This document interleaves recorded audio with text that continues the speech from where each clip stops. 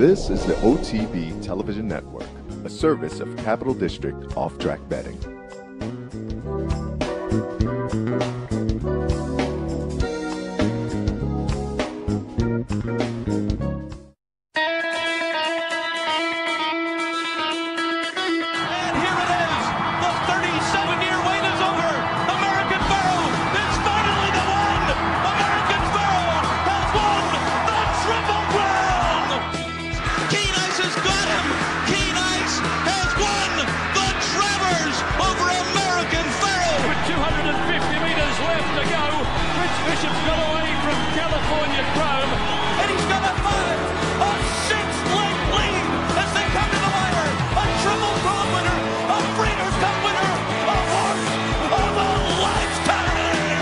Broadcasting live from the Capital OTB studios, this is Racing Across America with Seth Merrow.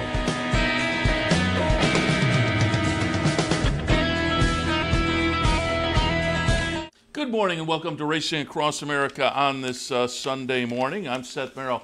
Thanks for joining us. Thanks also to our friends at Gulfstream for their sponsorship. Gulfstream Park, champions start here. Thanks also to all the folks who joined us yesterday at Uncle Sam Lane's in Troy. Had a fun time. And again, the bank rolls for me, the last couple of weeks, we've had a number of bank rolls, just a little bit frustrating. It's first, second, and fourth, and a lot of triples, first and third, and some exactas. Everybody wound up with some money again, but it could have been better. There were a couple of races. There was a first and third and an exacta down at Tampa that would have added another, I think, 120 to the pot, and there was a couple of tries that we just missed. It would have been, we ran first and second in the last swing we took at Tampa with a $28 horse on top. We just couldn't get the horse in the third spot. But again, had a fun afternoon. Nice crowd down there, Uncle Sam Lane's in Troy, and so again, we appreciate everybody who showed up and joined us yesterday on a nice day of racing, and let's jump into it. I will say, opening segment, we'll do, as normal, some stakes recaps, and then we'll have a little handicapping segment coming up next, and then the bottom of the show we'll be joined by Frank Vespe from the RacingBiz.com. Again, always great coverage of racing in the Mid-Atlantic region, and may have been overshadowed, but a nice stakes day. The Winter Stakes program at Laurel, a lot of fun, and there were three-year-old races on both the boys and the girls side among the stakes yesterday at Laurel, so those could play into, if not Derby, certainly Preakness. Knock wood. The Churchill announced they'll have a Derby update on what their plans are sometime next week, they expect. And again, we hope things work out very well, but it's a crazy world at the moment. But again, thought we'd touch base and just get a look at those Laurel Stakes, which otherwise may have floated a little bit under the radar, and also get a little first-hand info from Frank what an empty Laurel was like. We talked with Nancy Holthus yesterday from Oaklawn, and she said it was a little bit, she said, creepy without fans on Friday at Oaklawn. And then I read an article, no fans at Aqueduct on Friday, and there was an article, Blood Horse, I think, perhaps, where they had quoted, I think it was a trainer who said eerie, and I can imagine it, you at a racetrack with no fans, it would be a different experience. But we'll find out what Laurel was like yesterday when we're joined by Frank Vespe from the RacingBiz.com. But let's jump in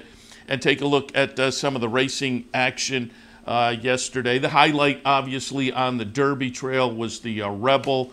You had Nadal in there for Bob Baffert. Basin, who hadn't been seen since winning the Hopeful, so that means off since September 2nd of last year. As Nancy Holthus told us, the folks in the barn were saying this horse was working very well down at the fairgrounds. I liked Silver Prospector coming out of the win in the Southwest, but as Nancy said, when we talked with Nancy Holthus yesterday, there was the question mark about a little bit of a dud, perhaps, on a muddy track in the Smarty Jones 2-back, and it was an off track yesterday. 3 Technique from our friend Jeremiah Engelhardt coming out of a second-place finish in the Smarty Jones. Lightly raced American Theorem coming in from Southern California, having finished second in the American Pharaoh in his last start, which was the, again, American Pharaoh in September of last year, so a little bit of a layoff for that one. So it was an intriguing edition of the Rebel, and we're going to watch it from the gate here because it was a slugfest early on with Nadal and American Theorem kind of duking it out. Nadal, the 1 horse, American Theorem will be the number 8 horse. And again, they go ding dong early on, 22 and change, 46 and change. And that Nadal keeps going. This is a big performance. Again, given what we're seeing early in the race. Nadal, again, the number 1 horse here, they will kind of pull away and ding dong it as we get to the back stretch. And as you watch the race, Vic Stauffer said something to the effect of, if either one of these guys does it, they are going to be the real deal, because they were really kind of putting it to each other early. And Nadal keeps going. American Theorem in the field of 8 winds up a well-beaten 7th in the field of 8. So that Nadal keeps going kind of validates what Vic Stauffer said. You can see the rest of the pack kind of closing in here. And you had a feeling with those early fractions, these front two are going to get swallowed up. Well, American Theorem does. Nadal, not so much. On the rail there, the number 4 horse is Silver Prospector, I liked, who looks to be kind of sitting in the catbird seat. But when they get to the stretch, not so much. And again, it may be, and it's not necessarily that he dislikes off tracks, because he won that Kentucky Jockey Club on an off track at Churchill. Maybe he just doesn't like the mud down at Oaklawn. But you can see here he kind of has nowhere to go, really. And then there are a couple of horses on either side of him, and so he kind of ducks out of it. Coming up to run second, number 2, Succession, 82-1, the rank outsider, who actually flirts with maybe getting up for the win here, but Nadal just digs in and won't let that one go by. But they are well clear of Basin and 3 Techniques running 3rd and 4th. But boy, this was some performance from Nadal. It'll be interesting to see the various 3-year-old polls that will come out this week. The NTRA poll, and then the various 3-year-old Derby top 10s or Derby dozens that people put together.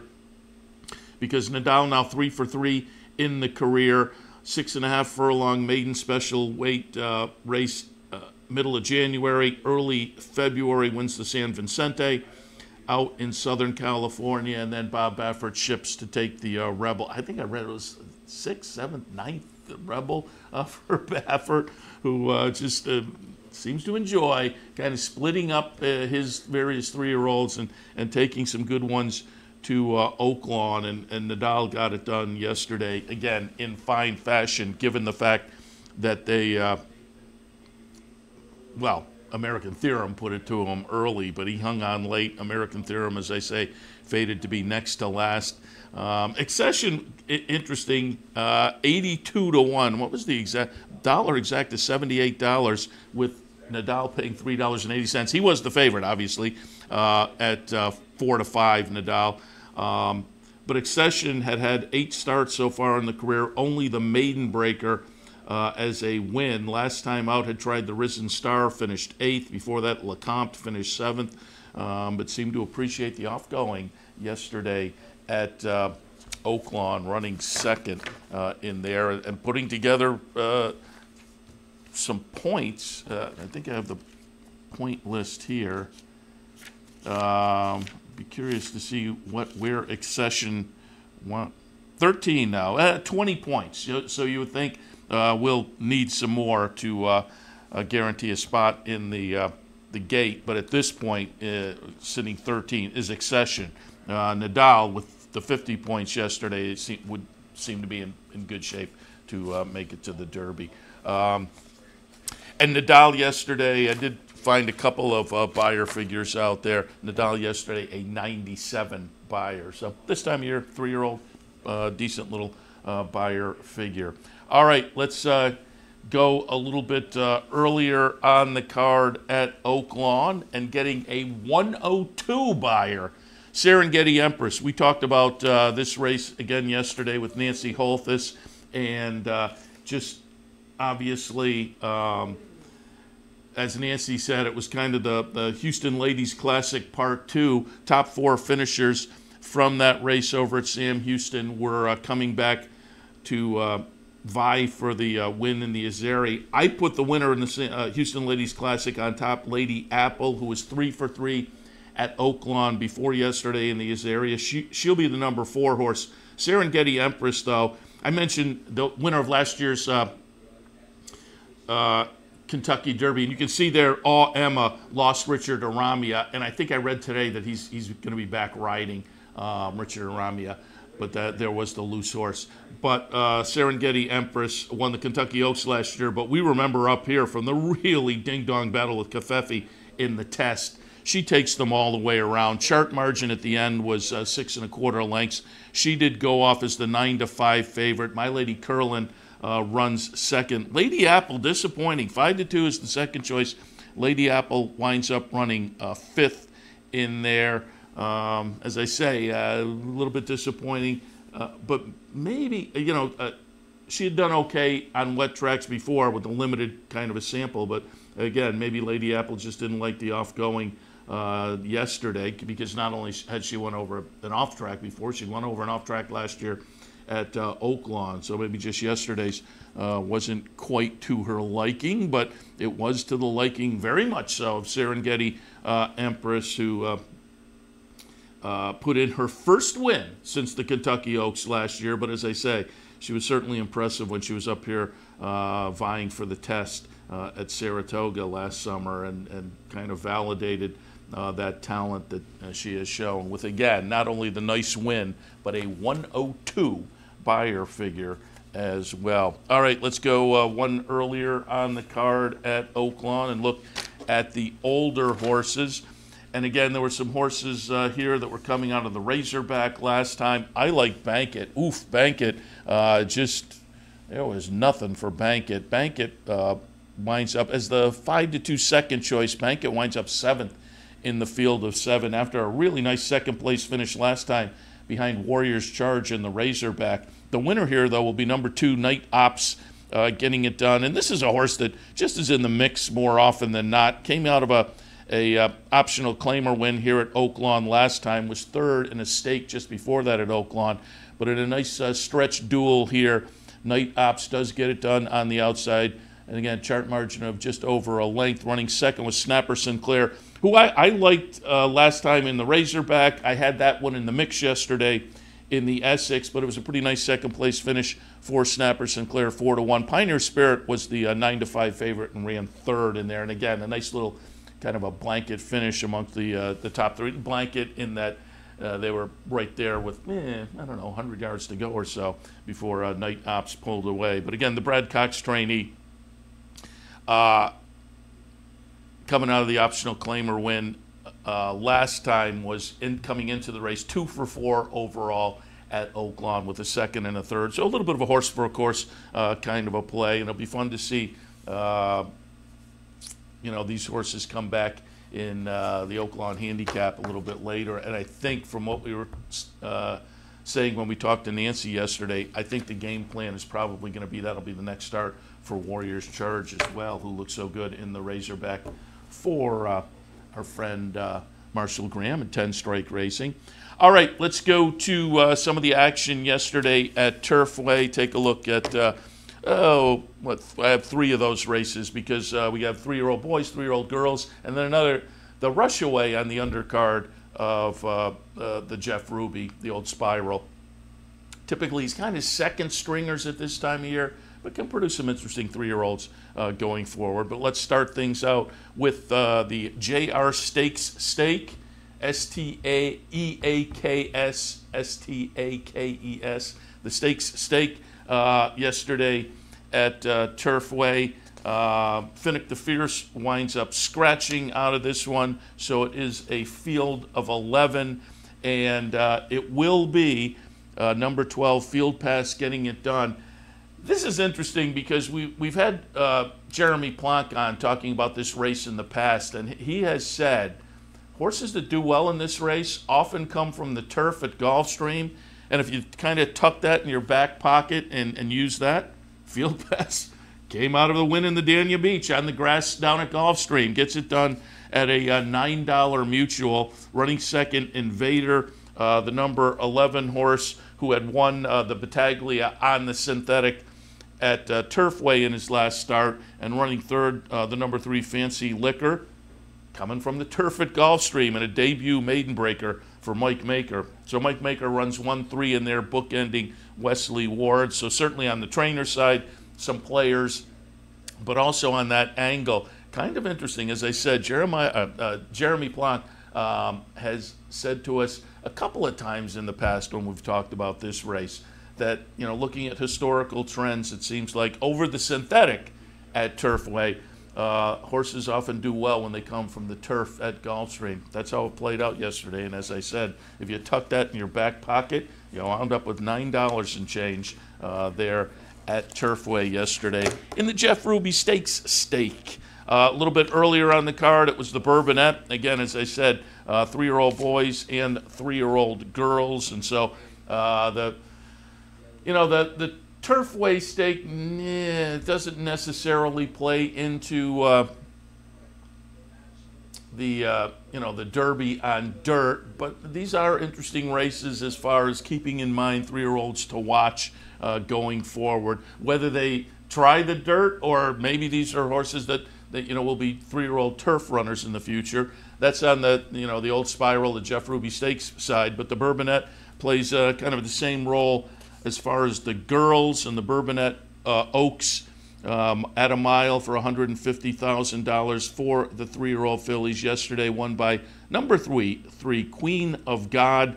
Again, it was Mike Maker and Irad Ortiz, same combo that won the Jeff Ruby Stakes, so they take kind of the two highlights of the card yesterday. Queen of God wins by a chart margin of 3/4 of a length. Number 3 horse, number 5, Past the Plate, runs second. Impeccable Style, number 7, runs third. But again, Queen of God, coming out of a turf race down at Gulfstream. She won the Miss President's, President's Day holiday starter stakes day, named after all the presidents. That was one of the minor stakes on that afternoon. So again, she comes out of a string of stakes races down at Gulfstream, getting it done for Mike Maker. And even better, if you looked at that angle and played around with it, you wound up in this race with $15 and change. Again, for a Mike Maker horse, Maker does very well on synthetics, but again, that angle of coming off the grass at Gulfstream just also intriguing. So again, a couple of 3-year-olds maybe to watch going forward here, coming out of those races, whether, as I say, they go to the dirt and experiment there or stick to the turf. And as I noted, also want to take a look at the Rush Away, because that's an undercard stake typically on the old Spiral, now the Jeff Ruby Stakes Day, where 3-year-olds that are maybe a little behind or a second string, but they have the potential to, going forward, be horses that are ones to watch. And in the Rush Away yesterday, it was Vanzi coming in from New York in the most recent start anyway. I mean, this is a horse that is based at Parks. That's notable too, because these Parks runners have been running very well all season long at various venues. This one comes out of the Withers most recently at Aqueduct. Got pulled up that day. Looked like a race you could draw a line through. Prior to that, had won on the synthetic, the display in December up at Woodbine. So had shown a little bit of affinity for the synthetic surface. And again, came in from some nice workouts at Park for trainer Michael Pino. Kendrick Carmouche on board there. So Vanzi, again, as I say, this race can produce some interesting 3-year-olds that are just kind of trying to catch up to the top tier a little bit. It's going to be interesting to see what Vanzi has going forward, because his 2 best races now are synthetic. The win in the display and the win here. A couple of stakes races on the synthetic. Rest of the races were on dirt. Got pulled up on the dirt in the Withers. And then the first 3 races at Parks were on the dirt and were okay. I don't think they were as good as the 2 synthetic races, so it'll be interesting to see what they do going forward with this one, and if this is potentially a nice little 3-year-old on the come maybe to keep our eyes on. All right, also before we go to our next segment, I did want to show one more race, because there was a Grade 1 out in Southern California. It was the Beholder Mile. Field of 6 faced off. There was a scratch in here of Mother. Was originally a field of 7. Mother scratches. Hard Not to Love, the number 1 horse for our friends at West Point Thoroughbreds. 3-5 favorite, and deservedly so. Won the La Brea 2-back, won the Santa Monica last time, both in fine fashion. But here, she is beaten by a very good CC, the number 7 horse, as the 3rd choice at 4-1. And you can see the West Point colors there on the rail. But CC gets that one, collars that one at the top of the stretch, pulls away, chart margin of 3 1/4. Hard Not to Love, though, well clear of the 3rd place finisher. So another nice performance from that one running 2nd. But CC just got the jump at the top of the stretch and got it done under Victor Espinoza for trainer Michael McCarthy. This is a very lightly raced 4-year-old and looks to potentially be a good one in her own right. 3 starts last year as a 3-year-old. Stake start in the Acorn in June was her last start as a 3-year-old, and she ran 4th behind Guarana. Came back in an optional claimer middle of February and won that, and now has gone 2 for 2 in the 4-year-old season. So again, only 5 starts for CC. She looks to be a nice one as well. And as I say, Hard to Love is a very nice one for West Point Thoroughbreds.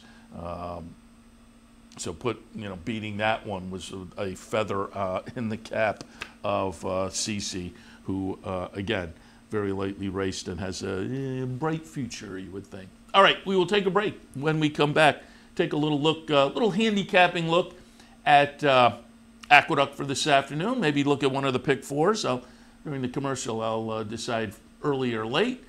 So we'll come back and do a little handicapping. And then, as I say, a few minutes after that, we will be joined by Frank Vespe and get a look at the 4 stakes yesterday at Laurel, which, as I say, may otherwise float under the radar, but with a couple of 3-year-old stakes in there for the boys and the girls, worth taking a look at. So we'll do all of that right after this. Stay tuned.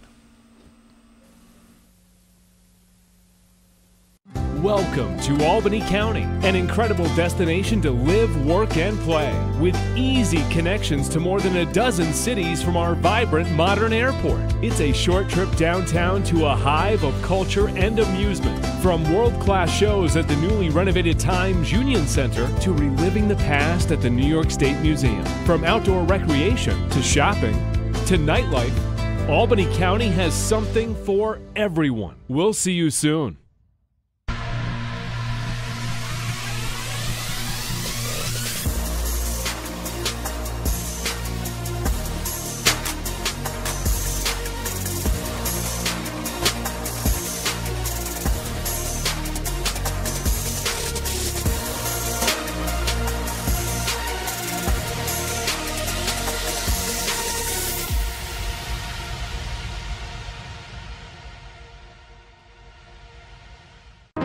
Wagering on horse racing just got a lot easier at Capital OTB with our newly designed state-of-the-art mobile wagering site. Everything you need is right here on one easy-to-navigate mobile platform. Set your favorite tracks, pick your horses, place your bets, all with a simple tap of the screen. Plus, you'll have access to Capital OTB TV for all our network programming. So log on to CapitalOTBBet.com and see just how easy wagering on horse racing can be. Visit Rivers Casino and Resort, the Capital Region's only destination for live table game action and the hottest new slots paying out millions.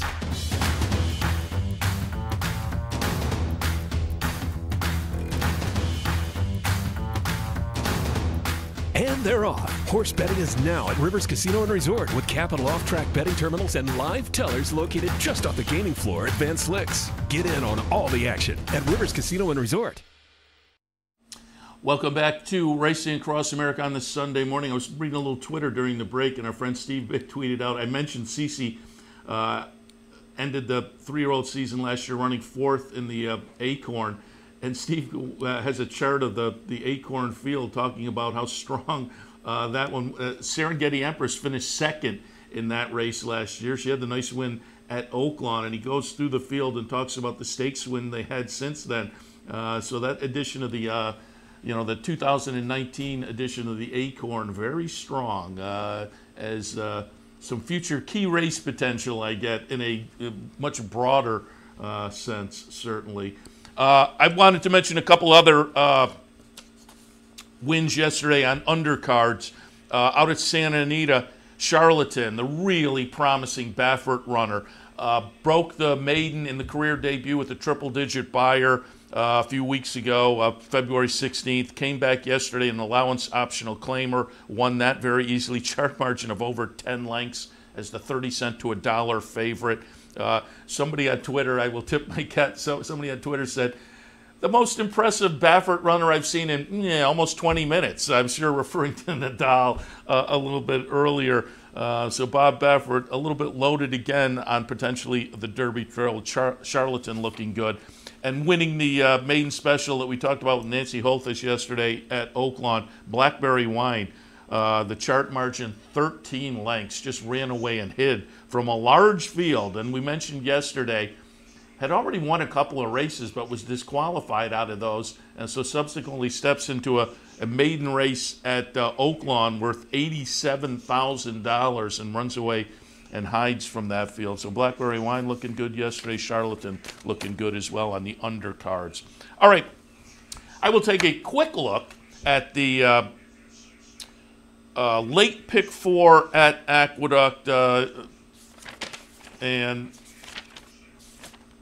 that includes the Damon Runyon. So I thought with the stakes race in the mix, we would take a look at that. Again, I don't have scratches yet, so it's not a ticket, but I will give some thoughts on the 4 races that comprise that. So if you're putting a ticket together, maybe a couple ideas will trigger some thoughts for what you want to include or not. The 6th race at Aqueduct today, kicking off that late pick 4.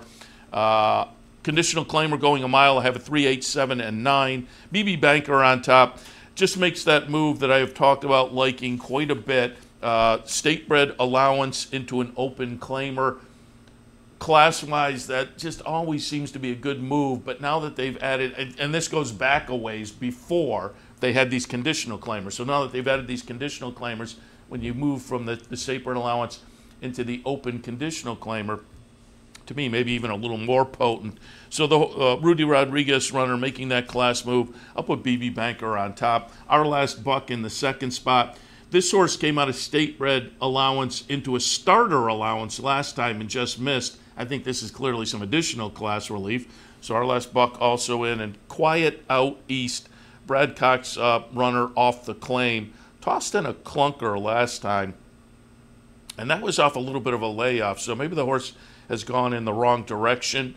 But again, I just thought, I don't want to leave a Brad Cox runner off the claim that has some talent that's comparable to these showing on the page. Didn't want to leave that one out. So for me in the 6th race at Aqueduct this afternoon, 3, 8, 7, and 9. 7th race at Aqueduct, it's an allowance non-winners of 1 other than, also at the 1-turn mile. 4, 7, 6, and 5. The number 4, High Amplitude, goes out for Chad and Klarovich. Took 3 starts to break the maiden. Did that off a long layoff. First couple of starts of the career were last year down at Gulfstream in January and March. Came back at Aqueduct in December. An improved number, an improved performance, winning to break the maiden by over 12 lengths. Came back at this condition last time, ran a good improved number, but wound up running 3rd. But I just think the 3rd start back seems to be moving in the right direction. Got some experience at this level. I will put that one on top. That said, Score When He Wants finished in front of the top pick last time. I just thought there was maybe more upside for High Amplitude, but again, given what happened last time, have to like Score What He Wants as well. Freedom Prince in the 3rd spot, just on some good and given the numbers, perhaps improving form as well. So in the 7th race at Aqueduct, 4, 7, 6, and 5. And the feature race today, the Damon Runyon. These are 3-year-olds, New York breds, going 7 furlongs. Fun race. I thought it was pretty competitive. I have it 1, 4, 5, and 6. I put Dream Bigger on top. This horse, the first 4 starts of the career, showed a lot of promise. And then in the New York Stallion Series, 2 starts back. Wound up a close-up second, but the number went backwards a little bit, and then kind of regressed even more last time in the Rego Park. So I'm not quite sure this horse is maybe going in the wrong direction. The start of the career was too promising for me to ignore. So I'll toss this one in the mix one more time before really deciding which way the horse has gone. We'll look for a rebound. Dream Bigger on top. Silly K or Silly Key in the second spot. The Linda Rice trainee. Like the top pick last time, threw in a little bit of a clunker. This one in the Gander last time. But boy, the races just before that were very good, including the Rego Park 2-back, where this horse finished in front of the top pick. So I'll look for this one to rebound as well off of the last effort. And then Chowda for our friends up at Eddie F's in Saratoga. They have themselves a nice little runner. Certainly, I was up at Eddie F's having a lobster roll kind of shortly after the November 11th win, where the horse went off at 13-1 and got it done. And I was asking if everybody had a couple of bucks, and I think they did, up at Eddie F's in Saratoga. And again, if you've never been, nice restaurant up there. You can get some fried clams, some chowder, or lobster rolls. Great kind of seafood shack. Reminds you of the shore up in Maine or New Hampshire or whatever, up in Saratoga. But they also have some nice horses in their stable, Chowda being one of them, coming out of a win in the Gander, where this horse finished in front of Silly K last time. So I think you have to put that in at 15-1. But I think you have to, again, given what we've seen over the last couple of starts, give serious consideration to Chowda. As I say, I think it's a fun kind of competitive race in here where you can make pretty solid arguments for maybe 4 or 5 of them. But in the 8th, the Damon Runyon for me, 1, 4, 5, and 6. The 9th and final today at Aqueduct, State Bred Maiden Specials. I have it 4, 1, 2, and 8. I'm going to try the Chad Brown Firster. I just found it interesting that the horse has been working down at Palm Meadows, but they look in condition book, nice little maiden special for State Breds up here. And so down at Palm Meadows as recently as March 1st, but they elected to come up and give this one a shot. So Gandy Dancing on top. Midnight Whiskey, I think there's a little breeding there for the Steve Asmussen Firster, who's shown a little bit of life in the morning. I mean, they aren't workouts that necessarily jump off the page. Not that Asmussen horses necessarily do, but I think that there's a little breeding here that maybe this horse is interesting. Second time starter from Linda Rice, Not Far Now by American Pharaoh.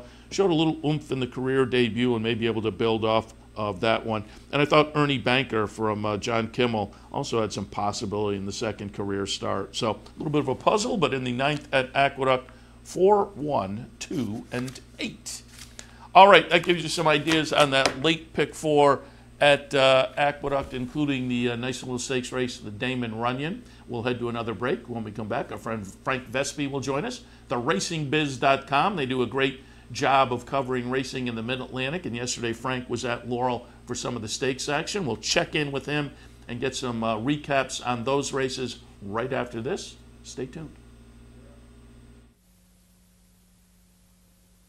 Where's the best place to find your favorite teams, your favorite food, daily drink specials, and wagering on live horse racing? Legends Field Sports Bar, 711 Central Avenue, Albany. Get your game on day or night with 75 flat-screen TVs, tournament-style pool tables, a private banquet room, and live horse racing. So if someone asks you, where's the best sports bar in the Capital Region? Tell them Legends Field Sports Bar, inside the Clubhouse Racebook, 711 Central Avenue, Albany.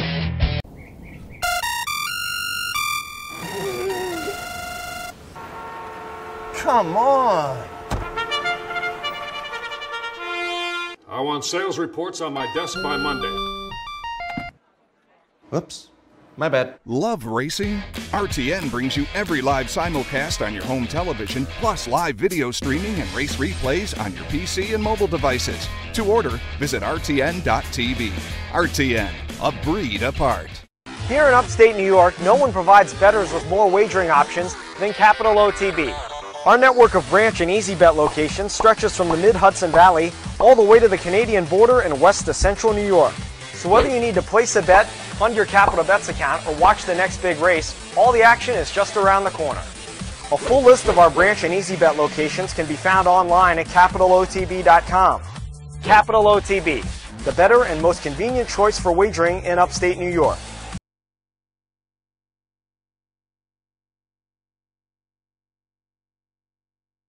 Welcome back to Racing Across America. Joined now, as promised, by our friend Frank Vespe from the RacingBiz.com. Frank, good morning. Mr. Merrow, good to be with you today. Happy to have you on board, and we'll talk a little Laurel action in a moment. But before we do that, again, I said a couple of times during the show already, you guys do a great job covering Mid-Atlantic region racing on the RacingBiz.com. And really, one of the main stories over the past 2 or 3 weeks was kind of what's going to happen at Pimlico, and it just seems like, you know, racing in Maryland has had a resurgence really over the past 5 years or so, notably. But I'm going to ask you, but I have to guess that there is some real optimism given what it looks like the future for Pimlico is.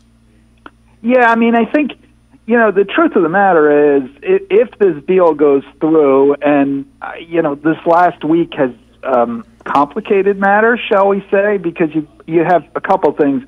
If anybody anyone in the legislature was looking to hang on to a reason, grab onto a reason to oppose this stuff, I'd say the indictments on Monday are probably, sufficient reason for them. And then with the coronavirus, there are questions about how long the legislature is going to be in session, what they got to get done between now and then. That's a great point. I hadn't even thought of that. Yeah, same thing here. So, this doesn't make anything any easier. Now, I understand that they are still expecting to be able to move this bill through, and it certainly has widespread support, and the speaker is on it, so that's huge in the House. And then I have been told, although he has not said this publicly, I've been told that the governor is supportive. So anyway, if it does go through, it's a huge deal for Maryland for a couple reasons. I think, one, it solves a problem that has been, sort of plaguing Maryland racing for literally decades, which is, what the heck do you do about Pimlico? Yeah. As healthy as Maryland racing has been, was back in the 80s and, early 90s or whatever, when, things were great and they were bringing back the Pimlico Special and they were profitable and, everything was super duper. And now this resurgence, this has been the big problem. What do you do with this massive physical plant that you can't rebuild, you don't have the money for, but you have to have something to run a race like the Preakness. And so that solves that problem, and that's huge. The other thing that's huge about this, and I've spoken with Alan Foreman and Alan Rifkin, who are two of the guys who kind of negotiated this deal, it really puts Maryland racing in a very healthy position, really for 30 years. Really for the life of these bonds, as long as racing itself writ large doesn't go out of business, and who of us can predict the future well enough to say that with certainty. But as long as the whole sport writ large manages to go on, this puts Maryland racing in a very good spot to be able to say, we need the slot funding because that's how these bonds get paid off. You're building these facilities. You got to let us keep going. It really kind of locks things in a way that maybe they haven't been locked in a long time. Yeah, again, when that news came out, it just seemed like a kind of another boon for Maryland racing. But as you say, I suppose with the news over the past week, a couple of question marks there, but we'll hope things move forward nicely because, again, it seems like good news overall. But speaking of the news, and you and I were kind of talking a little bit during the break, quiet week as we talked during the break, but one of the things, obviously, besides the indictments, and we've talked about that over the past couple of days on the show, beyond that, the coronavirus situation, and Laurel being one of the tracks that's racing without fans, and you were there yesterday as a member of the press kind of covering things, but just give us, I talked to Nancy Holthus yesterday from Oaklawn, and Friday they had no fans, and she said, a little bit creepy, it was a little bit different. And then I read an article, Aqueduct on Friday was without fans, and I think they quoted a trainer who said a little bit eerie. What was Laurel like yesterday without fans? Yeah, I got to be honest with you, it's strange. I certainly don't want to suggest that it's not, but I found it not quite as strange as I expected to find it. And I'll tell you, a friend of mine came up to me who happened to be at the races yesterday, who's a photographer, and he said, this is like when we used to race on Wednesdays. Laurel's an everyday track. It's not Saratoga. It's not Oaklawn. We're not going to get 45,000 people on a Saturday. And so, on Wednesdays, when we used to race on Wednesdays, a lot of the crowd was trainers, grooms, hot walkers, exercise riders, owners, and they were pretty much all out yesterday. Where it was, so basically the outdoor areas of the track were certainly a much lighter crowd than normal, but it wasn't like, oh my God, where is everyone? What's really weird is being inside the facility because there's nobody there. They opened one room for owners and trainers and whoever to have a place to be inside, but there's no food service, there's no beverage, there's no bedding.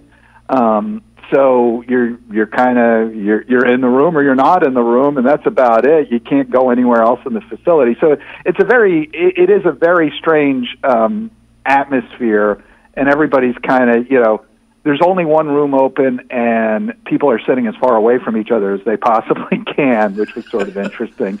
But I guess I found it weird, but I expected to find it weirder. I was going to ask you that because I thought of it last night. There was no, so there wasn't even like one window open just in case somebody wanted to make a wager.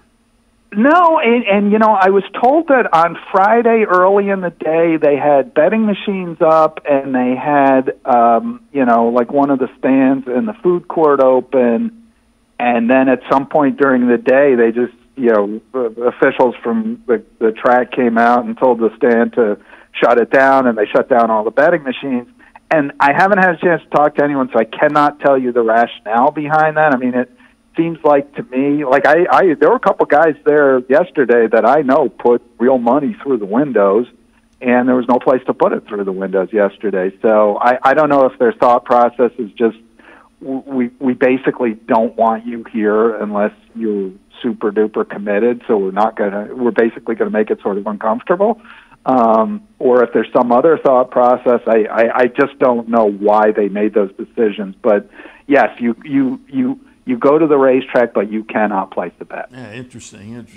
All right, let's get into the stakes action because, again, there was some nice stakes action yesterday. Horses that are going to be worth watching, and again, a couple of 3-year-old races as well that could play out on the 3-year-old scene as the spring and summer progresses. But we'll start things out with older fillies and mares and the Nellie Morse. This was a ding-dong battle. We're going to watch the 3-5 favorite Arifana get it done, but just barely. Arifana, the number 2 horse, Horologist, the number 5. They ding-dong it to the wire with, again, Arifana getting it done by a nose. Needs supervision. Winds up running 3rd in here. Your thoughts on the Nellie Morse? As I say, we watching them come down the stretch, and this is some battle. Yeah, this was a fabulous race. I mean, Arifana came into the race 4 for 5 and was grade 3 place. Horologist, who came in second, is a grade 3 winner. She won the Monmouth Oaks last year. There was Victim of Love in this field. She was just second, and the Fritchie, which is a grade 3. I mean, this was a really good race. I thought Arifana was overbet at 3-5, given the quality of the field, and particularly given Horologist, who is a grade 3 winner. But this was a terrific horse race, and I talked to Kelly Rubley, who's the trainer of Arifana afterwards, and I said, boy, I bet this was a little tougher than you expected to be coming back in the Nellie Morse. And she kind of said, yeah, we had some horses that we needed to worry about in here. I mean, this was a really good race, and these two hooked up for, a quarter mile, most of a quarter mile. And it's worth noting the time here was fast. I mean, they went 1:35 and 4. They were about 2 seconds faster than the 3-year-old fillies a couple races later. This is a horse that, as I say, watching the stakes races yesterday, some horses that are going to be worth watching. This is certainly one of them. I mean, one of the owners here, L&J Foxwoods, they're the Covfefe folks. This horse won a race, second start of the career up at Saratoga last year, won it pretty convincingly, was coming out of the second place finish in the Cumley last year, lightly raced, now 5 for 6 in the career. So she'll be one to watch. Did they have any thoughts on where to go next?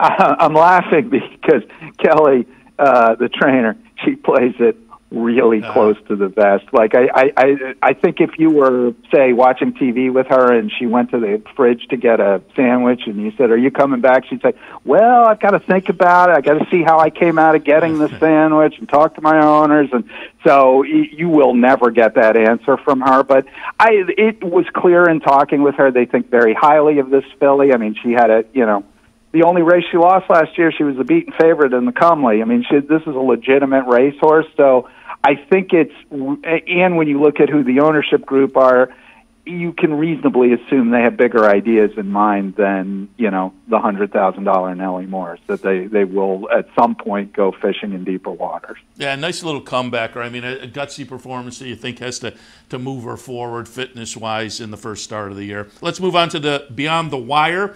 That was the next stakes on the card yesterday down at Laurel, and this one was that 3-year-old kind of a scenario I was talking about. This one, the 3-year-old girl's going a mile for $100,000. So maybe horses to watch on that 3-year-old filly side of things. Princess Katie will be the winner in here at 9-2. The 8-5 favorite was Naughty Thoughts. That one will run second. Belle Aurora runs third as the 5-2 second choice. But Princess Katie, 7 lengths is the chart margin, so a pretty good win for high percentage trainer Claudio Gonzalez. And yet, with the high percentage trainer, you got over $11 here, but this is a pretty good looking win for Princess Katie. Yeah, it sure was. I mean, Claudio claimed this horse for $16,000. The horse now made 5 starts for him. Won 3 of them, was second in the Wide Country Stakes. I mean, it's not generally typical that you can claim a horse out of a maiden 16 and turn her into a stakes winner in 5 easy steps, but somehow he's managed to do that with this. One thing I want to give a little bit of credit to Angel Cruz, who rode her here. I mean, this horse was obviously tons the best, but you sometimes see people on social media or you hear analysts talking about the dreaded rail. Oh my gosh, the dreaded rail! It's so terrible. I want to sort of take a back to this notion. At Laurel, at any rate, the rail wins, its share or more than its share of races, and we see so many races day after day where jockeys, leave the inside open and people come up right, pass on the left, come right up the inside and go on and win, and that's exactly what Cruz did here. He just stayed on the inside, he bided his time, and then shot through inside, and then boom, gone. Yeah, it was a very, very good-looking performance. And again, she's had now 13 starts overall, now 3 wins. But since arriving in the new barn, she has clearly improved. So we'll watch it and see what she does on the 3-year-old filly scene. Moving on to the Harrison Johnson Memorial. And I don't want to put you on the spot. Do you know who Harrison Johnson was? Because offhand, I don't. I do. Oh, well, give it. He was a trainer in Maryland. He was an African-American guy and was a reasonably successful trainer. And in or about the early 80s, he, I want to say he was flying back from Saratoga. We actually had a story on him on the RacingBiz.com a couple of years ago, but I think he was flying back from like Saratoga or somewhere in a private plane, and the plane crashed and he died. Oh. And but it's generally cool, and this is another, getting back to your earlier question about racing without fans. Typically, the Johnson family comes out sort of en masse for this, and it's kind of a big family gathering and celebration of his life, and it's a cool event. And they weren't out yesterday, and I don't know if they were told not to come or they were just told, you can come, but there's no food, there's no drink, there's no hospitality. Yeah, that's kind of too bad because that's kind of the point of these types of races. But yeah, nice to know a little bit of the background there. The Harrison Johnson for the 4-year-olds and up, going 9 furlongs. Favorite in here was Always Mining, and you and I had texted back and forth after his win in the Campbell. That was just really a big performance from Always Mining last time. Unfortunately, he could only do as well as third yesterday. Again, it's the 4-5 favorite. It was Senior Investment at 8-1 getting it done. And again, getting it done pretty convincingly. Chart margin here is 5 lengths. Name Changer, the number 3, runs second by half a length over Always Mining. Your thoughts on the Johnson Memorial? Well, I think a lot of the credit for this race, goes to Emmanuel Esquivel, a rider of Senior Investment. I mean, Always Mining is a horse with lots of speed, but he doesn't need the lead, but he could sit second and press. But Esquivel gets his horse out and then basically slows it. I thought maybe all the horses had gone into a coma. They were going so slow for the first part of the race. Yeah, 3/4 and 1:15 and change. Yeah, and so when Always Mining bid up his horse, he still had a ton of horse in the bank and was able to rebuff that. And I think it's kind of one of those where Always Mining gave it a good try and then got a little bit discouraged at the end, and Name Changer came up and got him. This was another where I'm with you, Always Mining as the favorite here. When I say you, I mean the betting public. I'm not with you at all at 4-5. That seemed excessive in a pretty good group of horses here. But I think Manny Esquivel steals this one on the front end. Yeah, and it was, again, another nice performance there as far as chart margin and whatnot. But as you say, 25 and change, 50 and change, 150. I like the way you say it. It seemed like everybody was in a coma. As you look at the chart and the fractions, I think you're right on the money there. All right, we'll look at the private terms for the 3-year-olds. And again, this is one of those races that can typically play into the Preakness on the 3-year-old scene. We'll see how that works out this year. But at 1 1/16, originally a field of 7, scratched down to a field of 6, as Amen Corner elected not to join the party here, but coming under the wire. Am I pronouncing it right? Lebda gets it done? Lebda. As the favorite. My Friend's Beer runs, I like that name. My Friend's Beer runs second at 12-1, and Mine Not Mine runs third at 3-1. But the favorite, Lebda, getting it done off a win last time in the Miracle Wood. So again, this has the look of, for high percentage trainer Claudio Gonzalez, a 3-year-old who will make some noise on the 3-year-old scene this year. It depends on where they go and what spots they choose, but certainly looked good yesterday in the private terms. He ran huge yesterday in the private terms. When he won the Miracle with 2 back, he was basically a runoff in the opening quarter or a half mile. I mean, they went 45 and change that day. They were going a flat mile, and then at the end he was completely out of gas, just holding on at the end from the closer, Mine Not Mine. So yesterday, with Mine Not Mine back in the race, he beats that horse by 5 lengths, wrapped up at the end. In this one, unlike that one, he basically just sat second. Cintron, who rode him, took a hold right out of the gate, said, my friend took charge, is going to go to the lead. He's a stretched-out sprinter here. He's going to go straight to the lead, and we're going to sit off him, and then we'll see what happens. And what happened is when he decided to go, which was probably after a half mile or so, once he took charge, he went right by, and no problem at all. Won easily, won under wraps. Cintron afterwards basically said, look, I think this horse can compete. I think he could go to the Derby. I think he could go to the Preakness, and I want to go wherever he goes. And pretty high praise there. This horse looked really, really good yesterday, and it'll be interesting. Claudio did the most sort of logical, the spot that horses typically take if they run through the Miracle Wood in the private terms is Tessio, which is next month at Laurel, and that kind of sets you in for the Preakness. That's a win and you're in for the Preakness. He didn't commit to that, which doesn't mean anything. It could just be obviously he wants to see how the horse came out. It could also mean he's entertaining the idea of, a last Derby prep. He could also be saying, what, coronavirus, we're not even going to run the Derby on the first Saturday in May, so let's see what happens. But this horse looked really, really good yesterday, and it'll be should be interesting to see where he goes from here. Yeah, very interesting, certainly. Frank, before we let you go, just interested, do you have any 3-year-old thoughts? I mean, we're, well along the Derby trail now, and yesterday, obviously, I think a lot of people jumped on the Nadal bandwagon, given what he did. I still like Tiz the Law. I still think he's the real deal, and going to be interested to see what he does next time out. But 3-year-old trail for you, anybody you're leaning towards?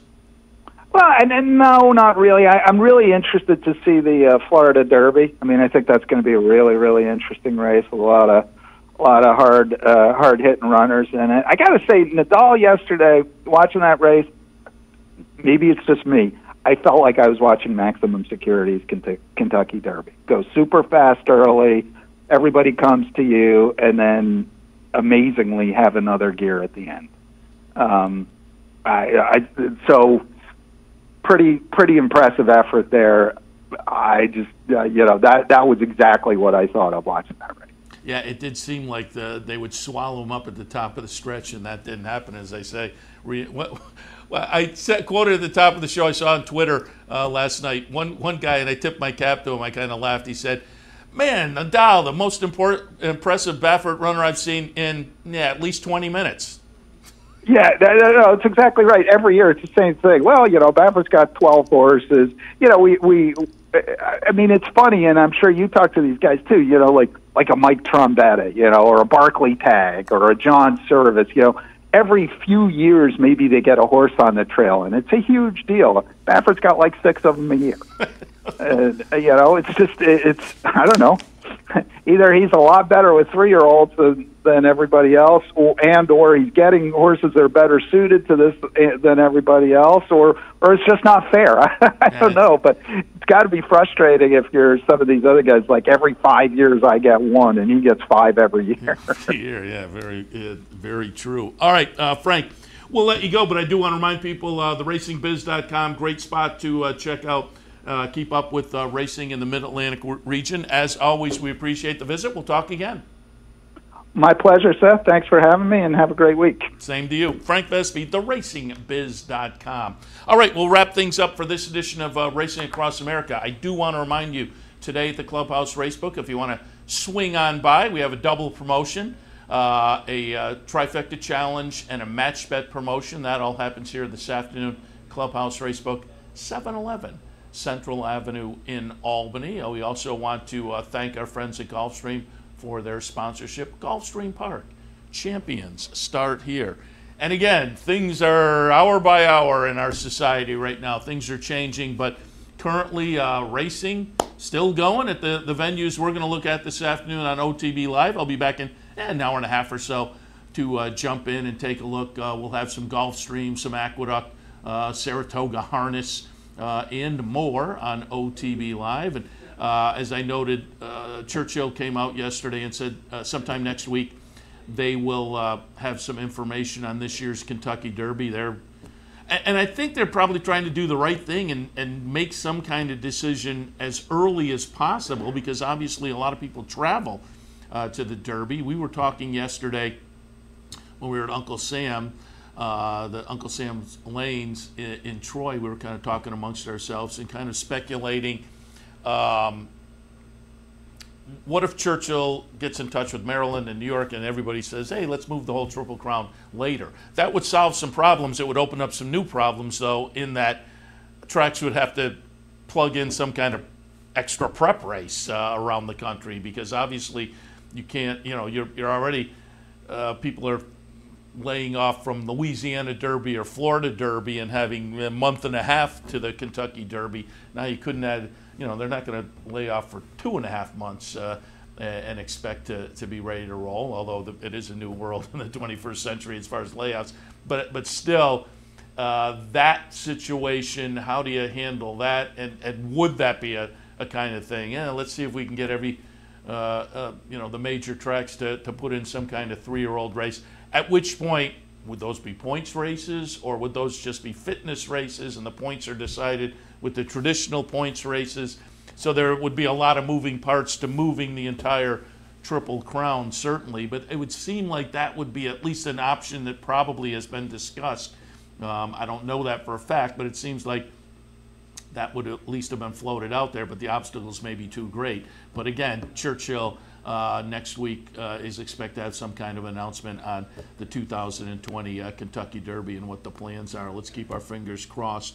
Last night I noted a lot of the schools in the local area are going to be closed for, I think, 5 weeks or so. So it is an hour-by-hour thing in society as far as this coronavirus, but horse racing kind of the only game in town. It's going to be interesting to see handle numbers over the next couple of weeks for horse racing, as again, there really aren't a lot of sports options out there for people other than horse racing. So maybe perhaps a little silver lining to be taken from what is otherwise just it's kind of a scary situation overall, and we will see how it works out. But keep yourself safe, and again, I've said I think it's going to work out better than some of the projections. I am not a scientist, but just reading and looking and seeing what's happening in some other places, I'm fairly optimistic. But we will see how it plays out, and knock wood, things work out well. But again, betting and racing available, and if you are kind of hunkering down, just fire up OTB TV and the betting app, or fire us up on your computer, and you can play races that way and still have your social distancing. But as I say, we also have the Clubhouse Racebook available if you'd like to swing down and enjoy some of the action here with the promos this afternoon. We'd love to see you. All right, I'm going to step away and wrap things up for this edition of Racing Across America. Again, we will be back in probably about an hour and a half or so with OTB Live for a Sunday afternoon. So we'll see you then.